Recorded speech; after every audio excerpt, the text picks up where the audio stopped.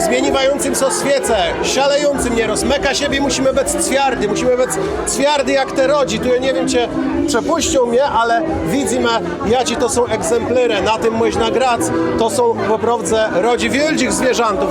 Ten chłop ma krótszy go na przykład. Tu możemy sobie łebezdzec rozmaity rodzi te elementy dekoracyjne, gryf, kasiebę.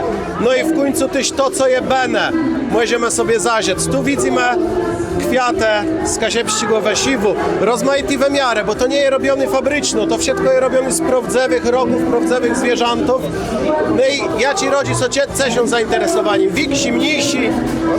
Do takich tabacików, co na co dzień biorą, to takie mniejsze, a te większe to tak na biurko do postawiania. No ja, bo to jest też taki element dekoracyjny. Każdy człowiek musi, żeby tak był zbyt achtniony, to musi sobie pokazać z tym roga. I pokazać, że jego stacja, a nie musi z plastikiem chodzić. Dokładnie. A jak to wezrzy z tym, jak długo powstawał taki róg?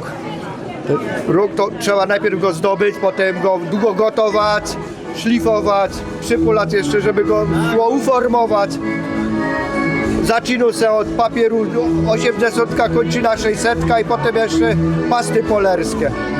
Żeby to co tak fajnie świecało. Takie. I mamy tu rozmaite sztyłty, na przykład takiego buta, to jest też robota, żeby to wszystko uformować. Właśnie, żeby to nie popankało przy robocie, bo to wszystko zrobione z jednego.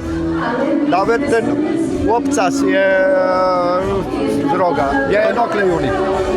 I nie ma tu żadnych plastikowych elementów, to jest wszystko z tych towarów, jak nas na kasiewach wystąpiło. No dokładnie, No dobrze, to wszystko belny, bo będzie pomagi przed tej robocie. Bóg zapłać. A my będziemy jeszcze tu relacjonować, ale to wszystko co sadzieje tu we Wielgi Wsy, bo prawie jesteśmy we Wielgi Wsy, gdzie jest fejrowany dzień jedno te kasiebów, jak widzi tam bardzo wiele ledzi z rozmaitych stron jest jak ony. Wansta znama na Kasiebej Świat, Facebook i YouTube.